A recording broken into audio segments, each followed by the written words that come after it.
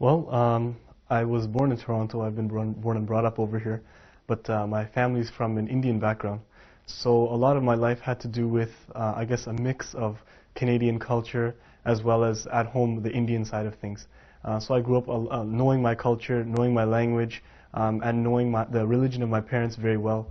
I grew up in the temple, and I would always go to summer camps and Sunday school, and always going to prayers and so on and so forth. So I went through a lot of, like, I guess, culturalization in both the culture of my parents and the culture that I was growing up in at school.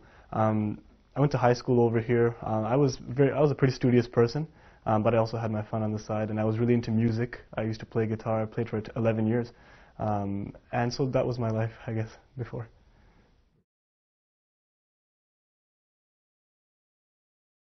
When I look back about how I came to Islam, it was really different from a lot of other people's because I didn't think that I had any kind of a problem or an emotional component that was leading me towards the truth.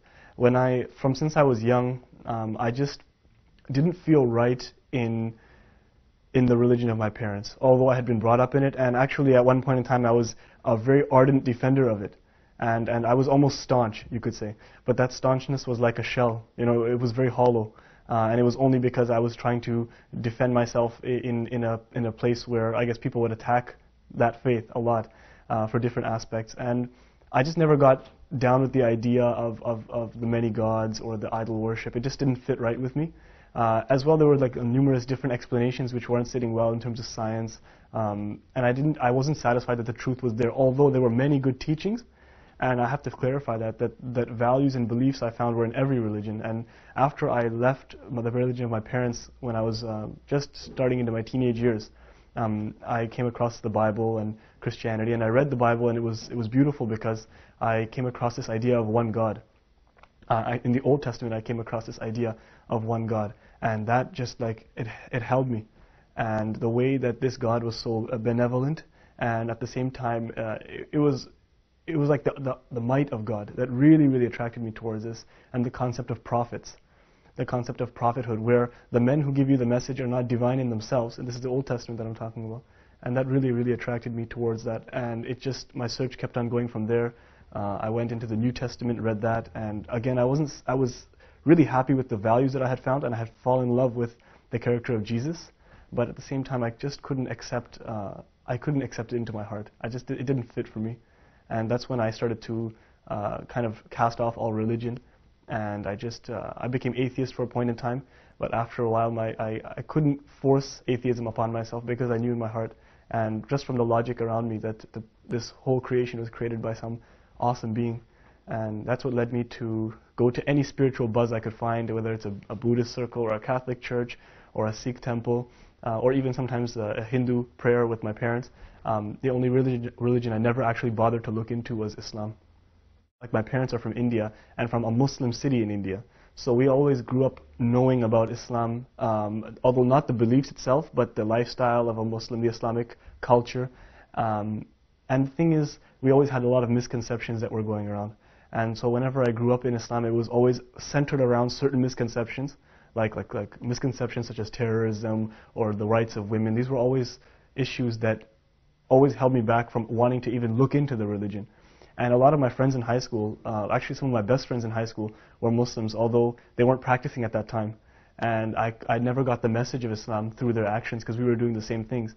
And it's only once that I came into university and I found that it was a place where you could, I guess, open up your ideas a little bit more, question yourself and question those around you. I actually came across a book about science in the Quran. And I was doing a BSc at the time, and that stopped me cold in my tracks. And I decided to take a really critical look at what this religion was trying to say. In terms of a defining moment, I can definitely say that the minute I came across a scientific fact in the Quran, like my thinking style is very rational. I like to think based on fact rather than emotion, because I've done a lot of emotional religious activity in different groups, and I knew that the truth wasn't only an emotional component, it was a logical, rational component. And I needed to find a truth that was consistent and rational all the way through. And when I came across, I guess, reading books about science in the Quran, that's what started to propel me towards finding out about the religion. But definitely the defining moment was the day I took my declaration of faith, the Shahada.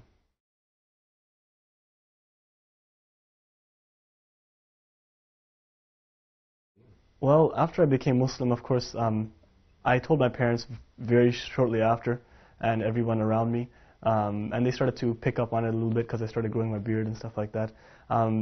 They have those same misconceptions that I had, and I don't blame them at all.